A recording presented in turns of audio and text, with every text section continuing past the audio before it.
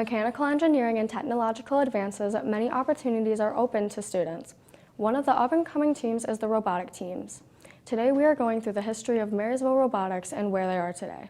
The first robotics program was integrated into the Marysville district via the high school during the year 2014, starting the Marysville Vibots Robotics Team. This is the team's rookie year. Today I have Coach Smith and one of the team's captains to talk about the history of the Marysville Robotics Team.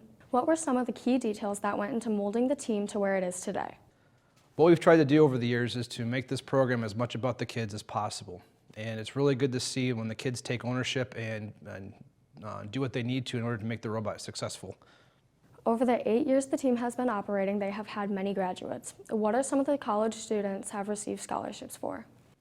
We've had a number of students in our program who have went off to Kettering, University of Michigan, Michigan Tech, Western, Michigan State. We've had some out of state, Lawrence Tech also.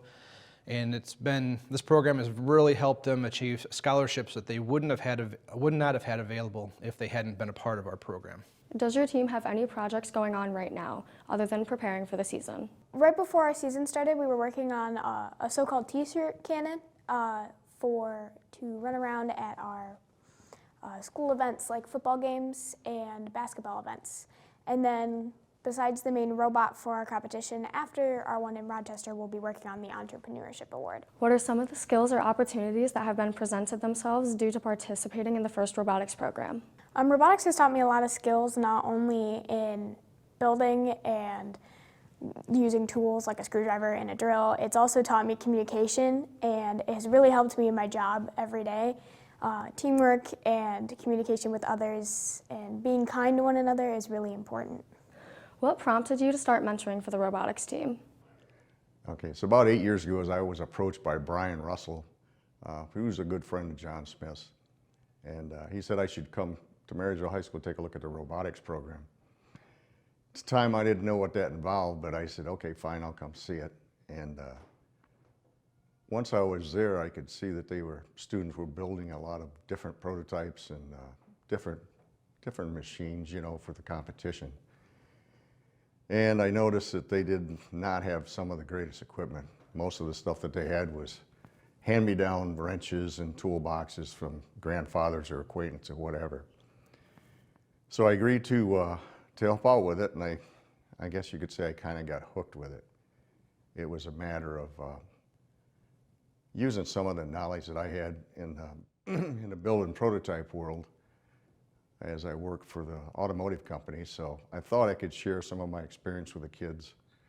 Not actually do the stuff, but more or less teach them what I know, mistakes and that kind of stuff, how to get over them. What are some of your most memorable moments while mentoring the robotics team?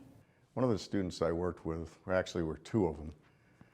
One was RJ, and I think the other one was Latham student. They are both good athletes, good students, and it was quite inspiring to me to have those guys work with the robots. The group was a mixture of students who either were in band or they were in sports, or they were, in some cases, not included in that circle. So it gave the kids that had a chance with building stuff. Some people like electronics, some people like hydraulics, some people like to build stuff, some people like to design it, market it. So RJ and the Latham kids were pretty special students. And the other one that was memorable to me was there was a freshman who came into the program. John Smith said, would you mind mentoring this person? I said, okay. I said, who is it? Well, it happened to be a girl. She decided she was either going to go out for varsity cheerleading or she was going to do the robot program. So I said, fine, I'll take her under my wings. Well, that was an interesting 4-year experience because she became extremely skilled in the use of all kinds of hand tools, saws, Dremel machines, screwdrivers, you name it. If you gave her a task and showed her how to build it, she actually ended up in her 3rd and 4th year being a teacher to the other students. She was that good. So that was quite a revelation for me. Where can people expect to see the Vibots this year? Our 2 competition sites this year is going to be in Rochester at Stony Creek High School the weekend of March 10th, and then we will also be at Walled Lake Central on the weekend of April 8th through the 10th.